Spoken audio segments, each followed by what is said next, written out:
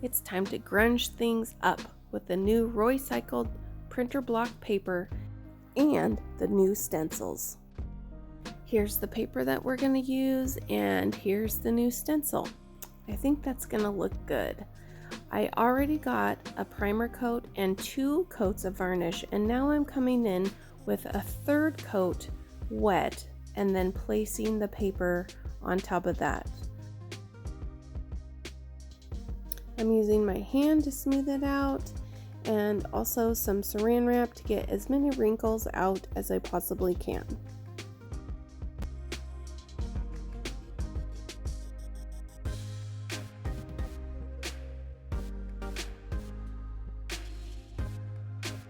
I'm pulling that up so that I can get a really good crease in there so that when I lay that over that edge, I won't get any bubbles.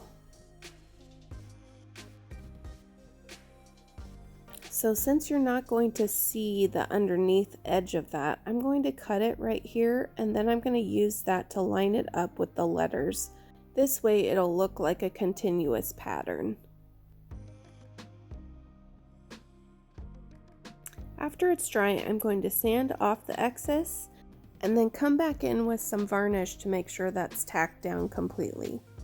So even after it's dry, there is still a lot of wrinkles. This is why I start with 2 dry coats of varnish before even putting on the decoupage paper. Now I can come back with my iron, heat up that varnish, and it's going to get it close to wrinkle free.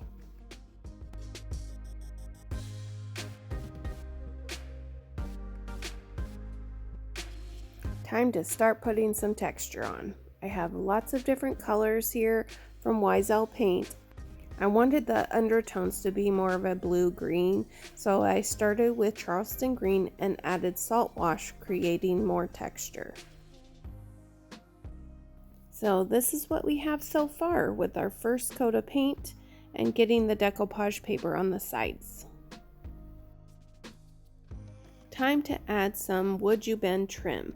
The paper on the bottom didn't quite reach the edge, and so I'm going to put it on the top and also on the bottom. Super easy to use. Heat it up with a heat gun, put some glue on it, and off you go.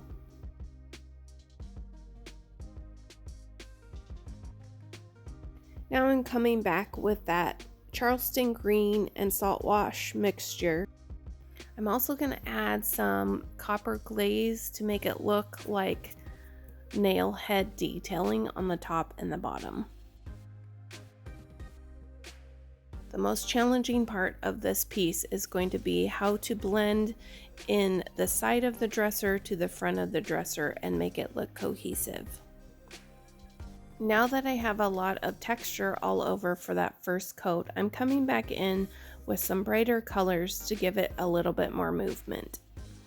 I also want to bring in some of those warm tones to coordinate with the paper. Okay, here's the second coat of texture and movement that we have on the front of the dresser. Now time to grunge things up. This paper is looking a little too clean and perfect. Time to age it about 100 years. First, we're going to melt some of the paper. I just love how this looks, the weathered marks from the heat of the iron. Next, I'm going to use a mixture of clear varnish and some SALTWASH and put that all over. This allows you to get some texture and a weathered look, but still be able to see the image underneath. Okay, so here's the paper with the iron marks but no SALTWASH, and then here's the iron marks with the SALTWASH. See how much more weathered it looks? Let's keep going and make it even more grungy with some black drips. Another added benefit of the SALTWASH and varnish mixture is that the drips are going to get hung up into that texture, and it's a nice barrier between the paper and all the drippy layers.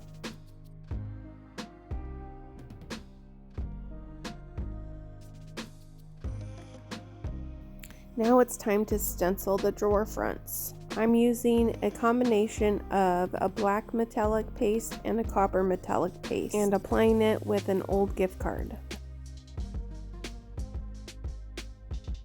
The metallic quality and the raised stenciling is just going to give it an added depth when we put it all together. Now I'm going to add the black and the copper to the front to give it more of an aged metal look.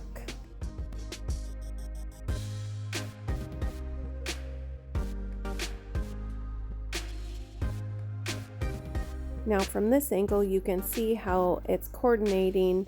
The lettering on the raised stenciling is coordinating with the paper. One more step. I just thought it needed some drips with some aged copper patina to really make it pop.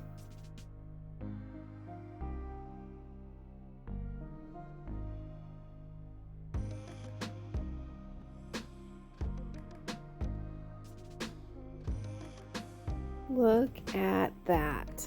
Isn't that fun? I love all of that grungy goodness. Just to coordinate it even further, I decided to put some of the same drips that I did on the front also on the side.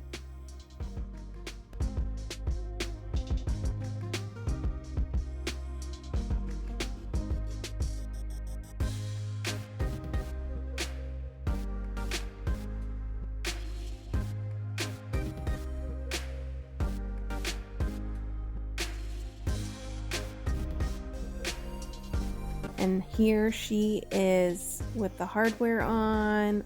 Look at that industrial patina. You can find a link for any ROYCYCLED products in the description. So what did you think about this project? Let me know in the comments. You can find all the products on our website at ignitefurnishings.co.com and the links in the descriptions. I want to hear from you. Please like, share, and comment, and subscribe for more fun tutorials. Thanks for watching.